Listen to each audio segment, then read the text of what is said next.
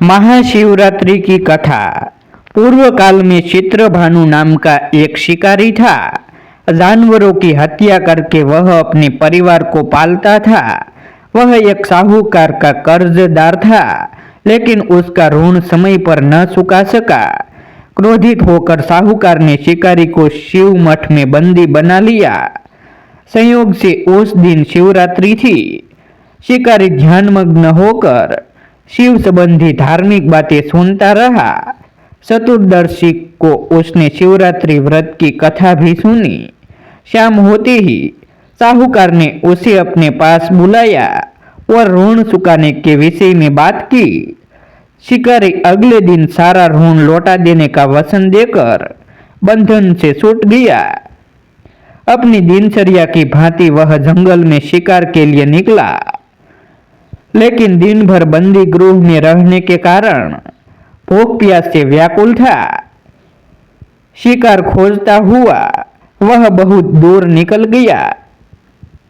जब अंधकार हो गया तो उसने विचार किया कि रात जंगल में ही बितानी पड़ेगी। वह वन के एक तालाब के किनारे एक बेल के पेड़ पर चढ़ गया और रात बीतने का इंतजार करने लगा। बिल्व वृक्ष के नीचे शिवलिंग था, जो बिल्व पत्रों से ढंका हुआ था। शिकारी को उसका पता न चला। पड़ाव बनाते समय उसने जो टहनियां तोड़ी वे संयोग से शिवलिंग पर गिरती चली गए। इस प्रकार दिन भर भूखे प्यासे शिकारी का व्रत भी हो गया और शिवलिंग पर बिल्व पत्र भी चढ़ गए। एक पहर रात्रि बीत जाने पर एक गर्भिणी हिरणी तालाब पर पानी पीने पहुंची। शिकारी ने धनुष पर तीर चढ़ाकर जो ही प्रत्यंचा खींची। हिरणी बोली, मैं गर्भिणी हूँ, शीघ्र ही प्रसव करूंगी। तुम एक साथ दो जीवों की हत्या करोगे, जो ठीक नहीं है। मैं बच्चे को जन्म देकर शीघ्र ही तुम्हारे समक्ष प्रस्तुत हो जाऊंगी, तब मार लेना। शिकारी ने प्रत्यंचा ढीली कर दी और हिरणी जंगली झाड़ियों में लुप्त हो गई। प्रत्यंचा चढ़ाने तथा ढीली करने के वक्त कुछ बिल्व पत्र अनायास ही टूटकर शिवलिंग पर गिर गए।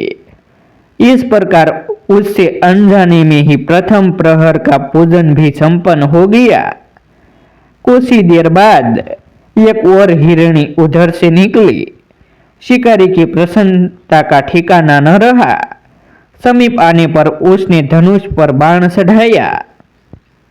तब उसे देख हिरणी ने विनम्रता पूर्वक निवेदन किया, हे शिकारी, मैं थोड़ी देर पहले ऋतु से निवृत्त हुई हूँ, कामातुर वीरहिणी हूँ, अपने प्रिय की खोज में भटक रही हूँ। मैं अपने पति से मिलकर शीघ्र ही तुम्हारे पास आ जाऊंगी। शिकारी ने उसे भी जाने दिया। 2 बार शिकार को खोकर उसका माथा ठनका। वह चिंता में पड़ गया। रात्रि का आखिरी पहर बीत रहा था। इस बार भी धनुष से लगकर कुछ बेलपत्र शिवलिंग पर जा गिरे तथा दूसरे प्रहर की पूजन भी संपन्न हो गई। तभी एक अन्य हिरणी अपने बच्चों के साथ उधर से निकली। शिकारी के लिए यह स्वर्णिम अवसर था। उसने धनुष पर तीर चढ़ाने में देर नहीं लगाई।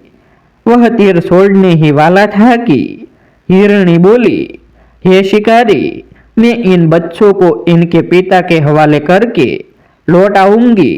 इस समय मुझे मत मारो। शिकारी हंसा और बोला, सामने आए शिकार को छोड़ दूं? मैं ऐसा मूर्ख नहीं। इससे पहले मैं 2 बार अपना शिकार खो चुका हूँ।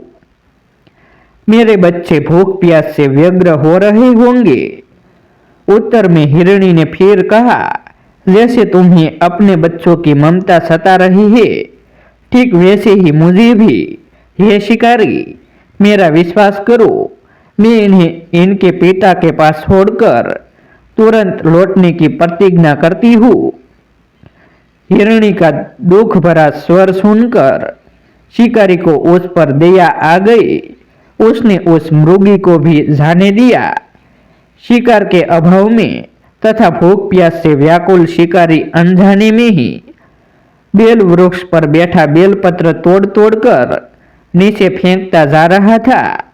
वो कट फटने को हुई तो एक हष्ट पुष्ट मृग उसी रास्ते पर आया। शिकारी ने सोच लिया कि इसका शिकार वह अवश्य करेगा।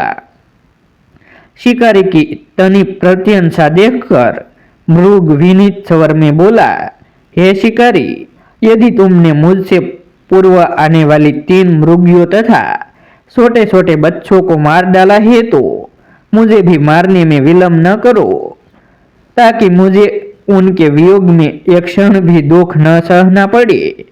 मैं उन हिरणियों का पति हूँ। यदि तुमने उन्हें जीवन दान दिया है तो मुझे भी कुछ क्षण का जीवन देने की कृपा करो। मैं उनसे मिलकर तुम्हारे समक्ष उपस्थित हो जाऊंगा। मृग की बात सुनते ही शिकारी के सामने पूरी रात का घटना चक्र घूम गया। उसने सारी कथा मृग को सुना दी। तब मृग ने कहा, मेरी 3 पत्नियां जिस प्रकार प्रतिज्ञाबद्ध होकर गई है, मेरी मृत्यु से अपने धर्म का पालन नहीं कर पाएंगी। अतः जैसे तुमने उन्हें विश्वास पात्र मानकर छोड़ा है, वैसे ही मुझे भी जाने दो। मैं उन सब के साथ तुम्हारे सामने शीघ्र ही उपस्थित होता हूँ। शिकारी ने उसे भी जाने दिया। इस प्रकार प्रातः हो गए। उपवास, रात्रि जागरण तथा शिवलिंग पर बेलपत्र चढ़ने से अनजाने में ही पर शिवरात्रि की पूजा पूर्ण हो गई। पर अनजाने में ही की हुई पूजन का परिणाम उसे तत्काल मिला। शिकारी का हिंसक हृदय निर्मल हो गया। उसमें भगवत शक्ति का वास हो गया। थोड़ी ही देर बाद वह मृग सपरिवार शिकारी के समक्ष उपस्थित हो गया ताकि वह उनका शिकार कर सके। किंतु जंगली पशुओं की ऐसी सत्यता, सात्विकता एवं सामूहिक प्रेम भावना देखकर शिकारी को बड़ी ग्लानि हुई।